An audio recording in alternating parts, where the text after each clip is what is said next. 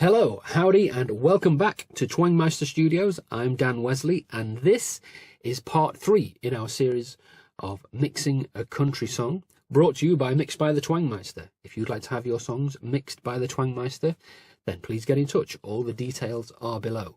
If you've not seen the first 2 videos, maybe you ought to go and check those first. Otherwise, let's have a quick recap. We've begun with the drums. I started by cleaning up the toms. There was a lot of spill, obviously, from other drums, and an annoying low resonance from caused by the kick drum vibrating one of the toms. We cleaned all that up to start off with, and then we mixed the kick and the snare, paying special attention to one aspect of the snare, in that there were ghost notes being played in the verses, which we needed to bring up, because when all the music was in, we couldn't really hear them. So I set up a send to a track that I called Snare Ghost here. And what I did was I sent just the ghost notes, so the bits in between the big snare hits, which you can see here, we've cut out the big snare hits, sent them to this track here. I have since bounced them down, so the send in actual fact is no longer active. So we don't actually need to see that anymore. Let's get rid of that. So let me just remind you what that sounds like. So that send of just the ghost note sounded like this.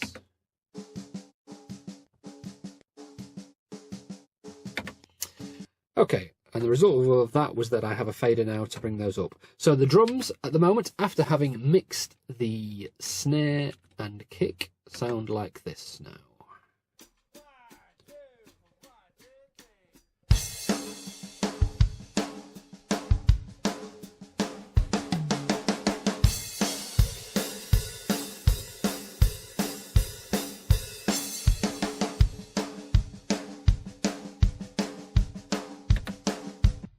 Okay, so kick and snare mixed. Almost though, because now that I have this snare ghost track, just have another listen to it. I'm going to, first of all, I'm going to mute it, and then I'm going to bring it back in.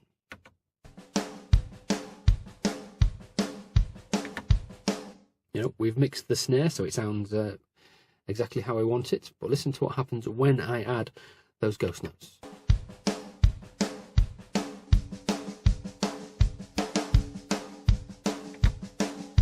Okay, you might hear that in the lower mid frequencies.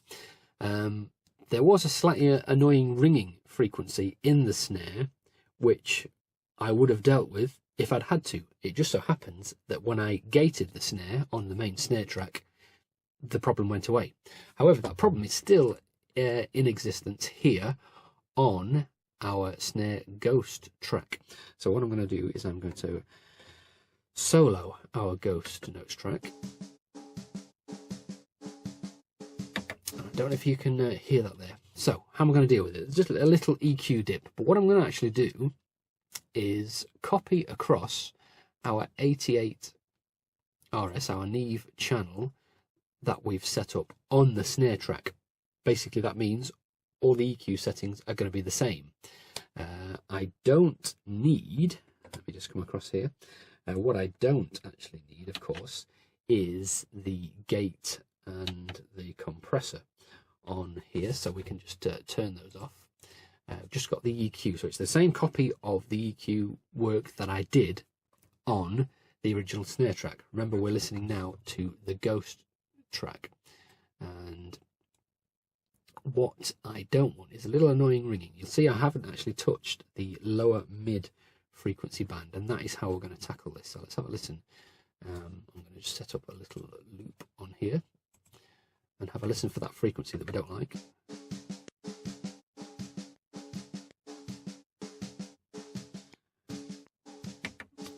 What I'm actually going to do is I'm going to listen to it with the snare track.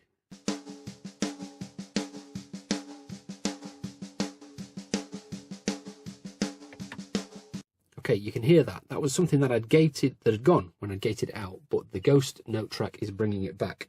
So what we're going to do is we are going to look for the bare necessities. Okay, and get rid of that. And we're going to use our lower mid frequency to find out exactly where that is and get rid of it. So let's boost up here and have a listen.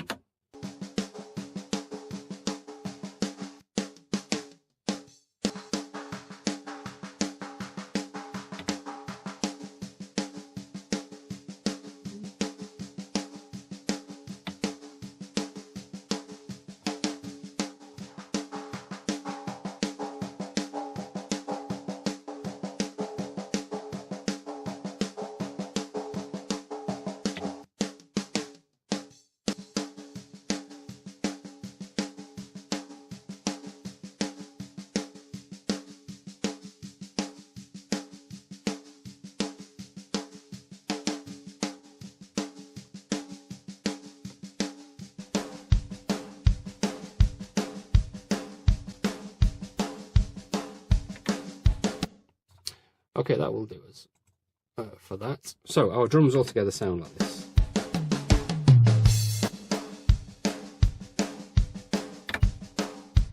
Okay, so let us move on now to our toms. Okay, so what's going on here with our toms? Obviously, so far, nothing, because all we have is our NLS console emulation on those 3 particular tracks, but you'll see I have in my template a send set up on the tom tracks to a tom verb, which we have not yet set up. In my template I have this set so that they are sending to what I call the tom verb. However, I don't have an instance of a reverb in there by default, because what often happens is that I will copy across the same reverb that I use on the snare. I'll copy the snare verb plugin across to there. However, on this particular occasion, I'm not going to do that because, as you may well have remembered, I've used a gated reverb on the snare, and that is not what I want for our toms. So instead, I'm going to use something different. Before we do, though, let's have a look at what else is going on. Like the kick tracks and the snare tracks, which are all sending to their own orgs, the orgs kick and the org snare, the toms, both toms 1, 2, 3 and the tom verb, send here to our orgs track. Now what I'm going to do is I'm going to start off with a basic EQ on the tom's orgs.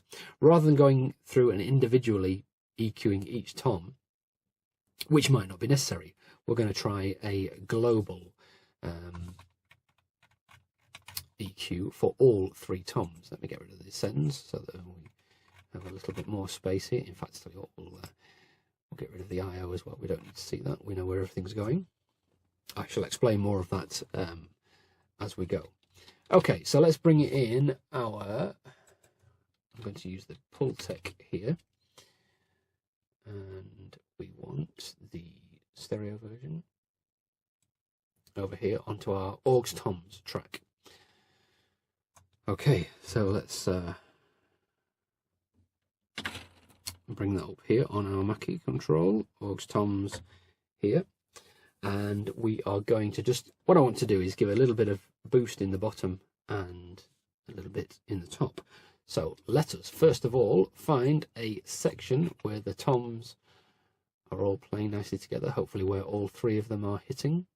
Let's say around here. Let's zoom in there. Okay, you can see all 3 toms are getting involved at this point, so let's just loop this section and have a listen to them.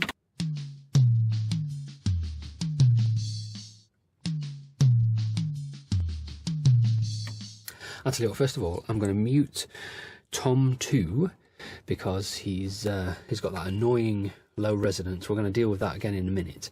But first of all, let's try it and deal with this without listening to him. Okay, so let's have a little bit of low end.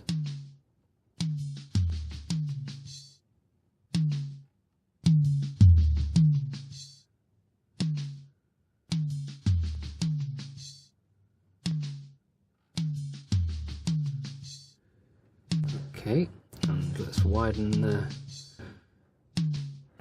there, and we'll take some 5K, add a bit of snap.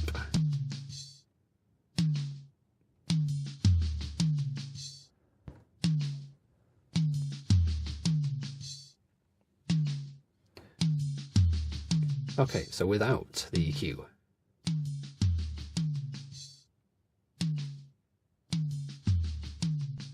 And with.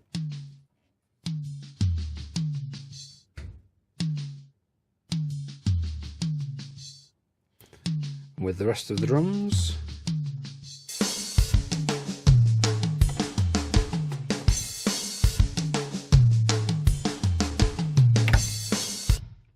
Okay, happy with that?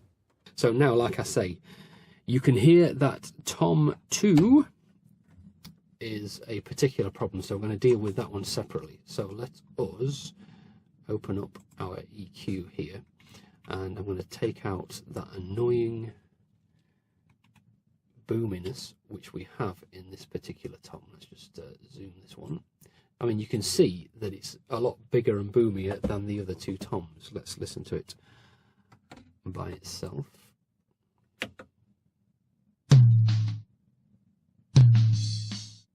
Okay, what you can hear there is a really boomy, low, resonant horribleness, which was the cause for all the muddiness when we had, before we had edited out the other bits. The kick drum was really causing quite an offensive sound there. So let us use our channel EQ this time, and what I'm going to do, each channel in Sonar comes ready-made with its own EQ, and I'm just going to use that particular one for on this occasion. So let us, you open up the Pro channel, and here it is. In fact, let's have a nice big view, shall we? Why not? Over here, and we're going to start off by, let's play it. So you can see how much energy there is there, just above 200, maybe around, above 100, sorry, maybe around sort of around 120 perhaps, if you can see that.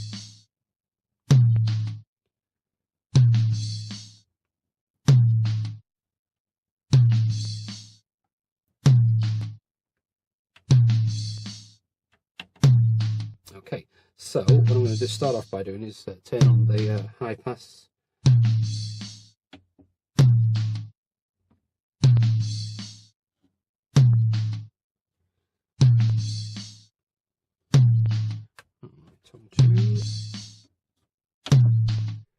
Okay, bring it to the phone, and then find the annoying, horrible frequency that I have there.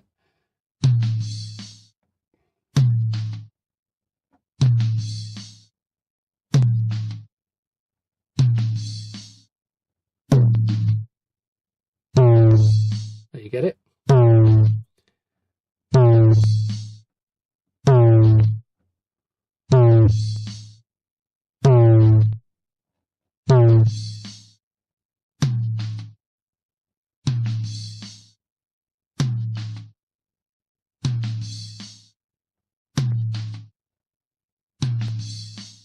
Okay, that's helped there. Let's listen to with and without. Without. And then with.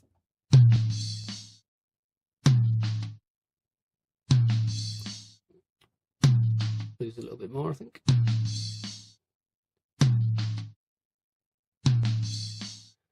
Maybe add a little bit at the top end.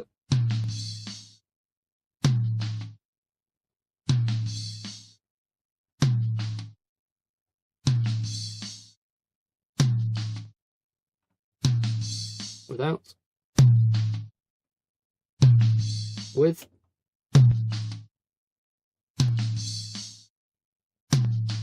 Okay, so now then let's listen to all three toms together, now that we've corrected that second tom, and see if they all play nicely together now.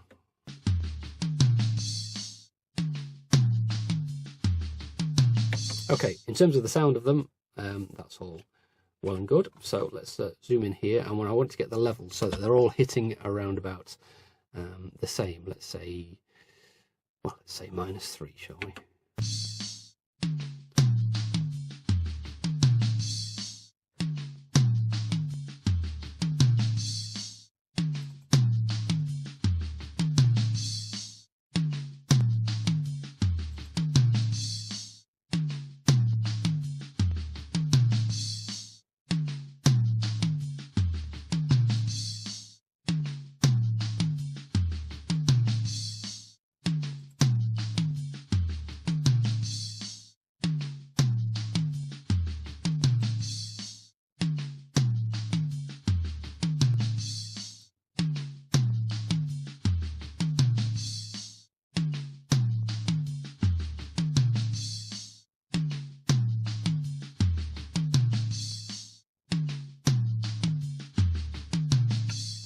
Okay, we're happy with the relative balance of them. You'll see that I've already panned them out 70% left and right, and the middle one a little bit to the right. And I'm happy where that is. Let's listen to them now back amongst the rest of the drums.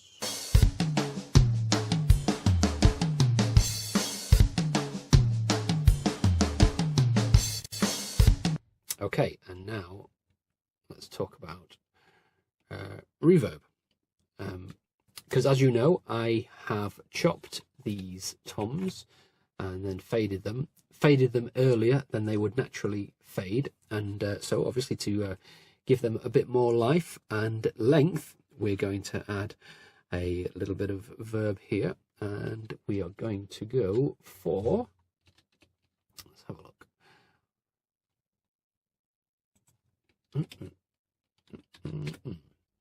Our UAD RealVerb we're going to use for this one.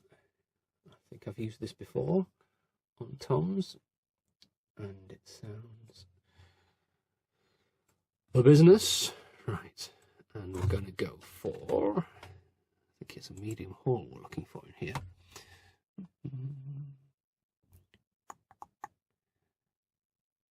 Tell me if you spot it before I do. Oh, I love these long lists. Or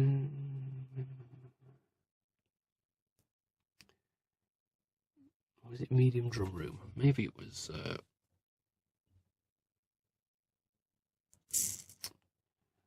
don't think it was it? I think it was big warm hall. That's what we're after. Yeah. Right. Let's have a listen to our toms again. This time with some reverb.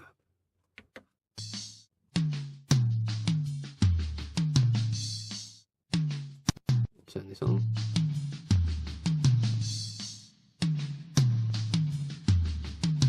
Bring the tom verb down and up to where we want it.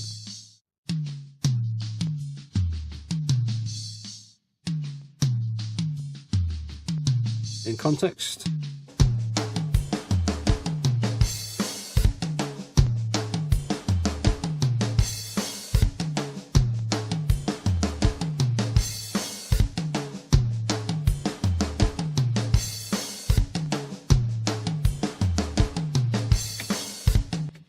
Okay, that will do for our toms for now. Like I say, the relative balances of all these things will get adjusted once all of our instruments are in. So to our hi-hat and our overheads, our high information stuff, these green tracks over here. Let's just have a listen to them by themselves, shall we? This is the hi-hat.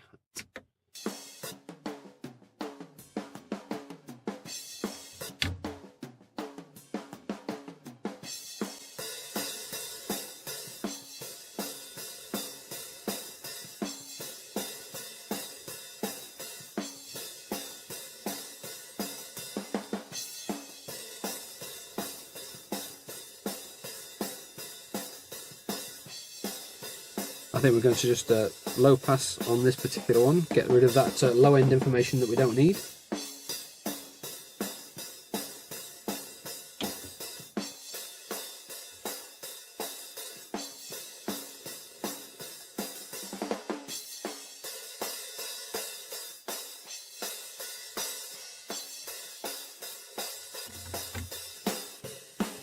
These are our overheads. Let's do likewise. In fact, what I'm going to do here is I'm going to solo one of the overheads, stick it in the middle.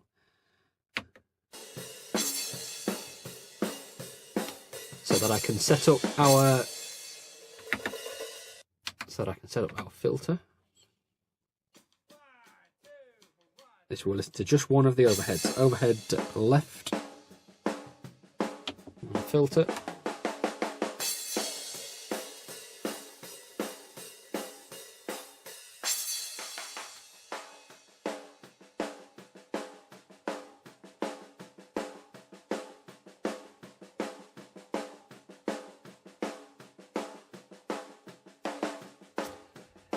This is the verse where no cymbal action is taking place, whether hi-hat or any of the other cymbals. So now I'm getting to the chorus.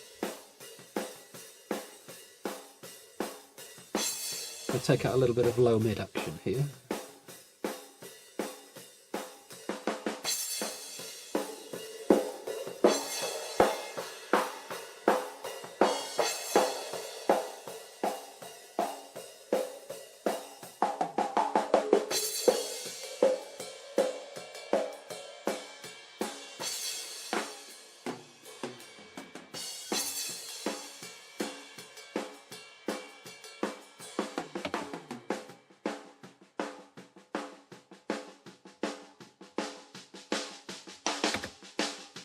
Get back to our chorus.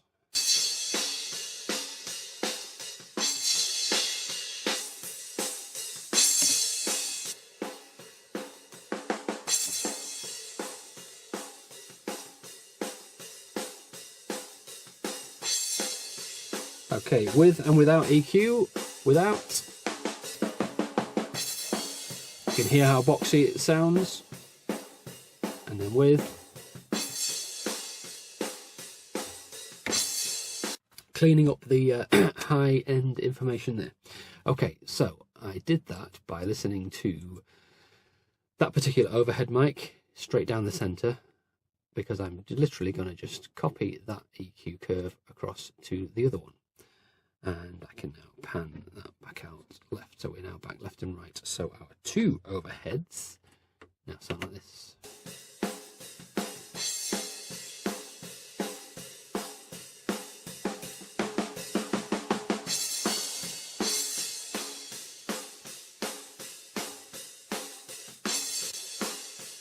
This was without the EQ, and with, in context,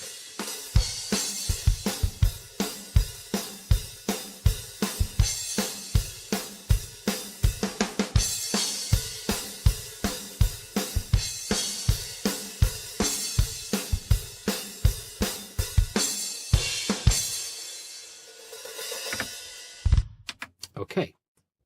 We're making all these various changes, and I'm hearing other issues of tweakage that need to happen on things that we've already played around with. I think my kick, for example, is sounding a little...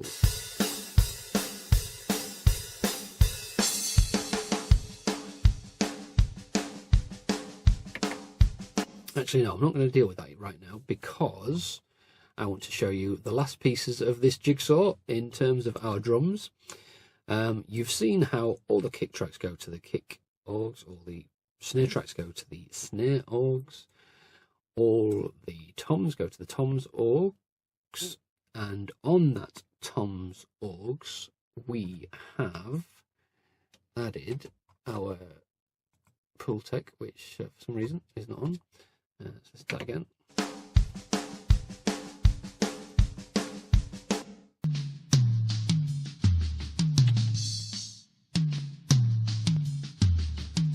Without the Pultec,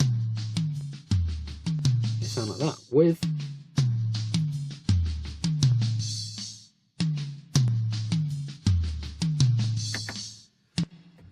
okay, and in context with the rest of the drums.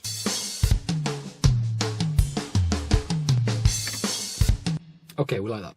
Now then, what is often quite difficult when we bring everything else in, you might think your toms are nice and loud, but it can sometimes be an issue that they disappear into the mix. And so I'm actually going to just put a limiter on this toms org. I'm going to use our Boost 11, it's called.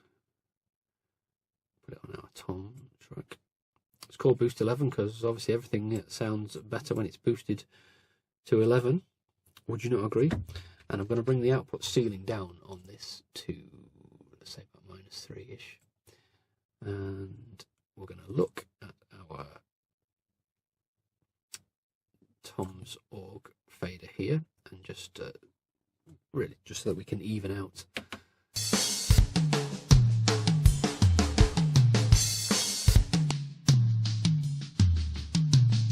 little bit.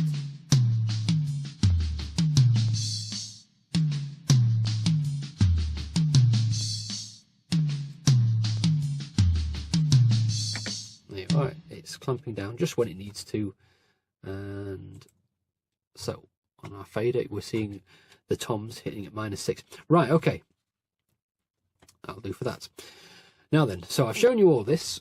Where do the toms end up? So of course the kick orgs go straight to the drums bus, so does the snare orgs.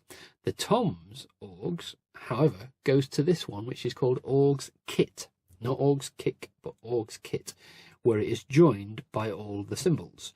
So the toms and cymbals all end up here at this kit orgs, or orgs kit. I've called them, I've put orgs kit rather than kit orgs, just for it's easy for me to see when I look down on my screens down here, and as soon as I see it begin with orgs, well, I know I'm on an orgs track.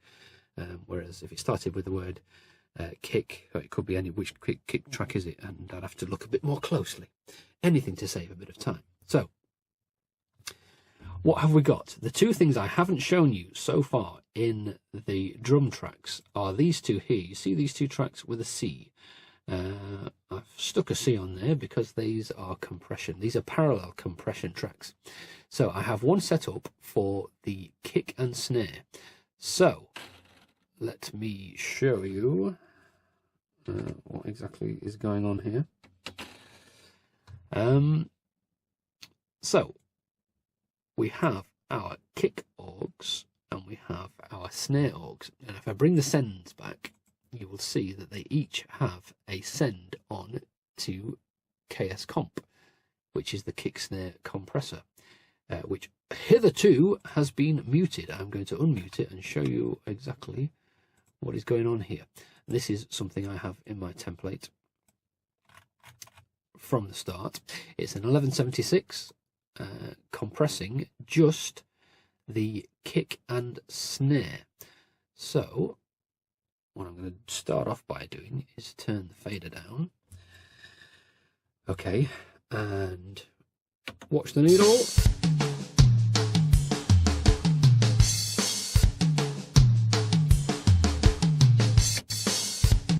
So you can see quite some heavy and fast compression going on there on our kick and snare only. So what I'm going to do now is I'm going to bring in this fader, and what we will get in effect is a boost of our kick and snare, the two most important parts of the whole kit. So let me just raise the fader until we like it.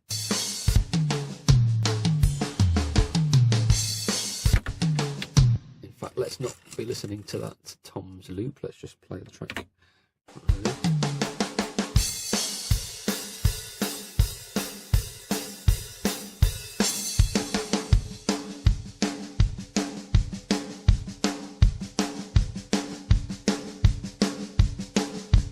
Without,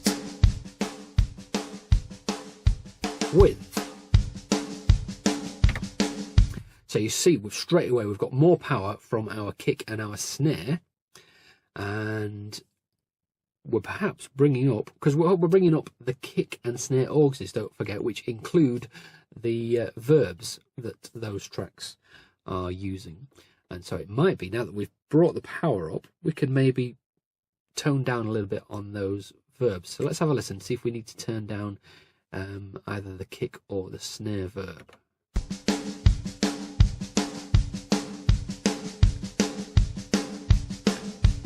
Bring down the kick verb. There, it's gone. And bring it in.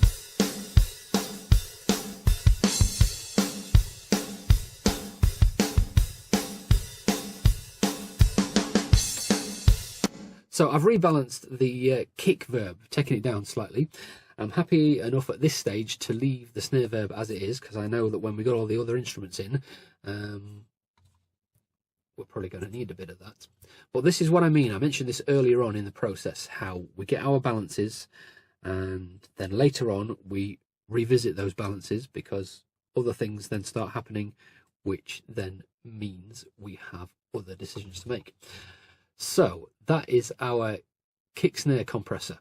We also have one, like I say, over here called a kit compressor. Once again, another parallel compressor. And in this instance, we have, because this is stereo information, I have chosen a Fairchild compressor, the 670 here. And you'll notice we've got them unlinked, so it's working differently on the left and the right. Let's see what it is doing.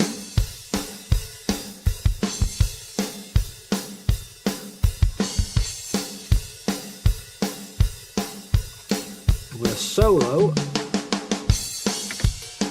going to solo the Orgs kit. Now remember, the Orgs kit is receiving the toms and all the cymbals. Okay.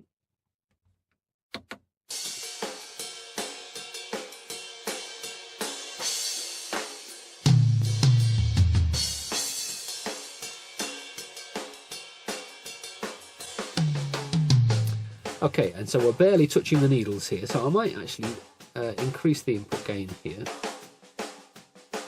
slightly, and the threshold.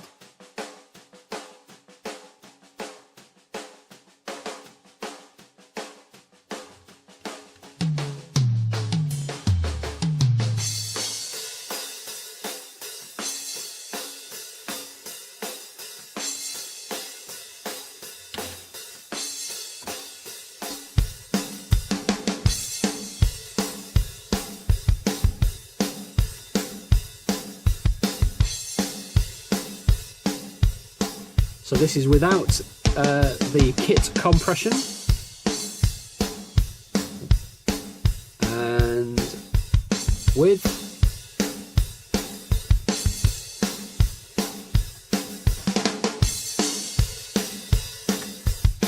okay, and like I say, when everything else is in, we can adjust to taste.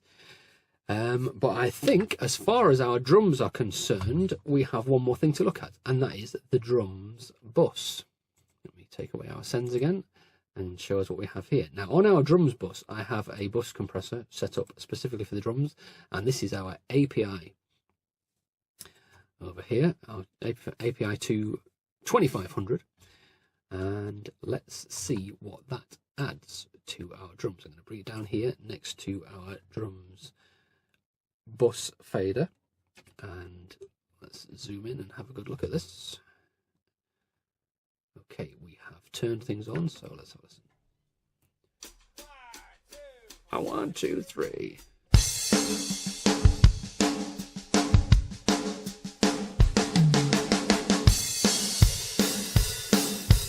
Now I can tell already that it's compressing probably a little bit more than I'm wanting it to at the moment. Because remember, this isn't a parallel process. This is on the whole drum kit. So I'm just going to lower the threshold slightly here and get the needle 1 or 2 dB at the most.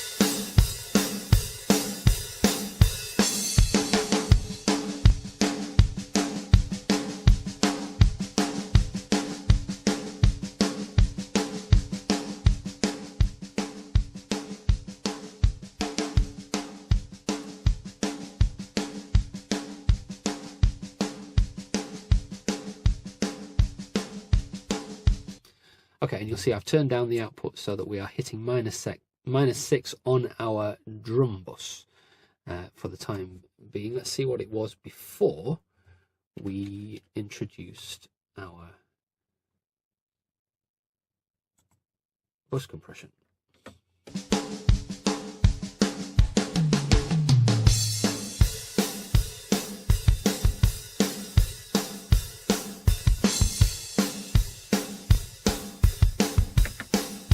Okay, so because it's peaking at -1, I'm just actually going to bring the trim down, the gain down on this channel.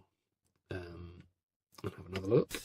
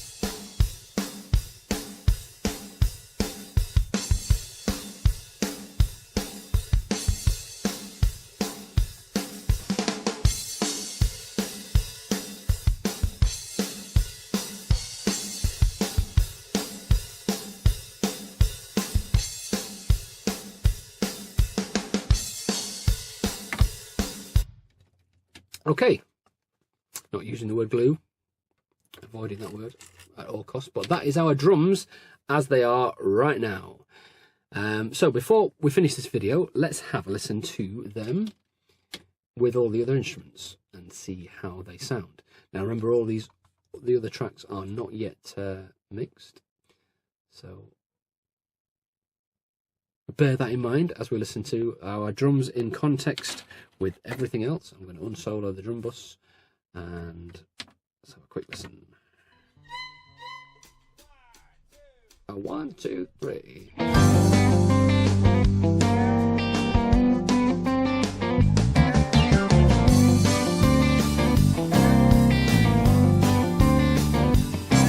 When I first saw her sitting there, I liked the way she looked, like butter wouldn't melt in her mouth.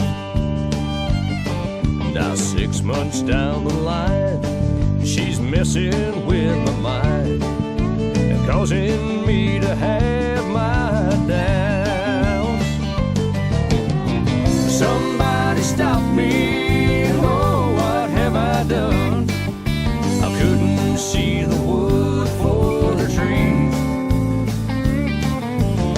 I don't want no sympathy, it's all my fault, but somebody stop me, please.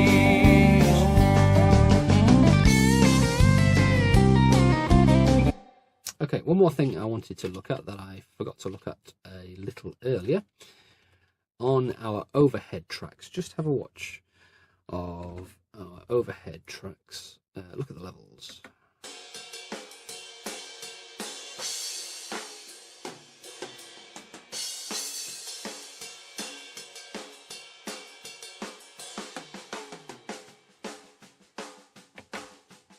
Obviously, during the chorus, you're going to see the levels differing greatly because he's hitting a cymbal on this side and then he's hitting a cymbal on this side. When there's no cymbals, let's have a look.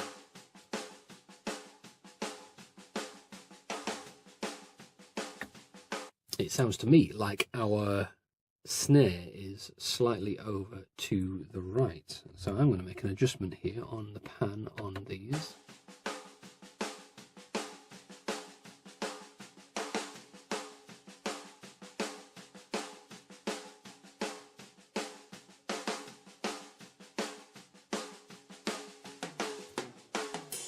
Out for the hi-hat.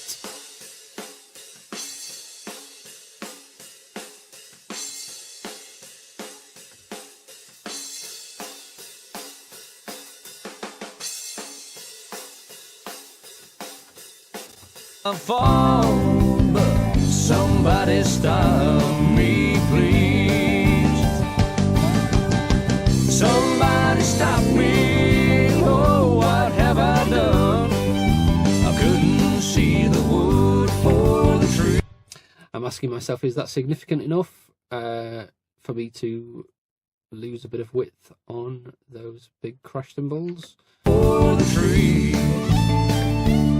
No. I'm going to leave it at that. So that is our drums mix. So please join us again next time in part 4 when we will get on to our instruments. We'll be looking at the bass guitar and our acoustic instruments in the next video. So see you then.